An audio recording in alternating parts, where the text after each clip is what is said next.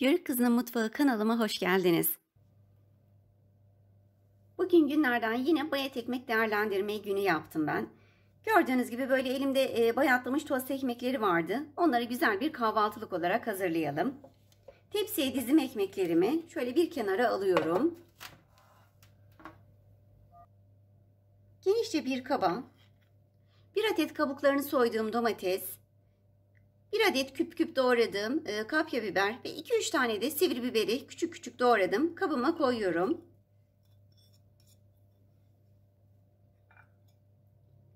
10-12 adet kadar da siyah zeytini halka halka dilimledim. Onları koyuyorum içerisine.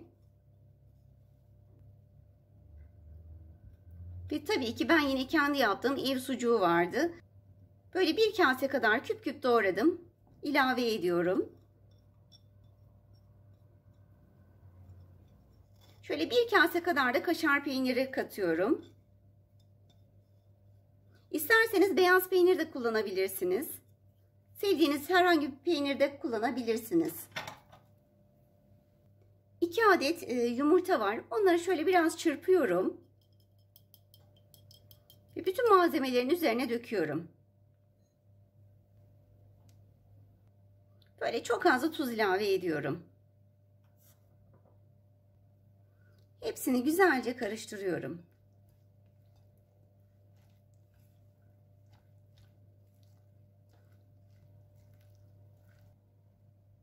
Bir kenara alıyorum.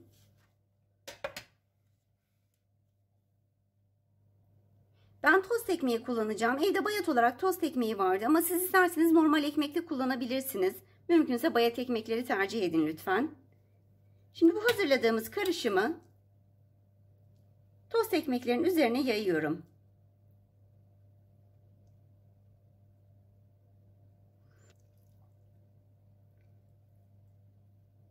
İsterseniz ekmekleri tereyağı veya zeytinyağı ile yağlayabilirsiniz. Ama ben daha hafif olması için yağlama gereği duymuyorum.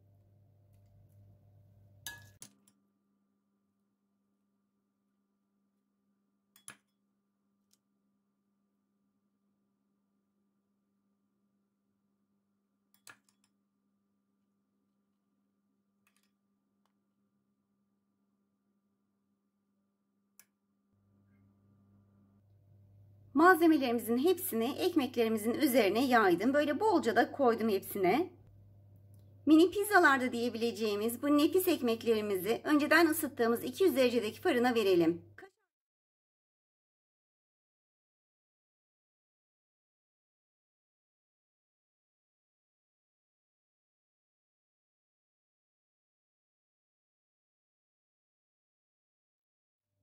Ekmeklerimizi şimdi fırından çıkardım. Çok kısa sürede zaten kaşar peynirleri hemen kızarmaya başlıyor. Fazla tutmayın, kontrollü olun bu aşamada. Hem bayat ekmeklerinizi değerlendirebileceğiniz hem de çocuklarınızın severek yiyeceği bir tarif. Yapmanızı tavsiye ederim. Daha sonraki videolarımda görüşmek üzere. Allah'a emanet olun.